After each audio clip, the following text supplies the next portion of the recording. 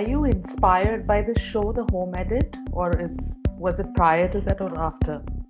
I have always been quite organized. As in, even I'd say sometime I left home for Manipal. So when I finished my graduation, I left home, and when I left home, I sort of put all my documents in a folder and carried it with me. And I think from there, I've been pretty organized. How do you look at spontaneity in life? Like, are there things that you do without much planning? How do you look at spontaneity in life?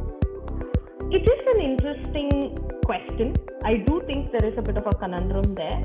I wouldn't think of myself as spontaneous in that sense. So I do think it limits spontaneity to a great extent. But I've also noticed that as I've grown older, I don't want to be spontaneous. It's just exhausting.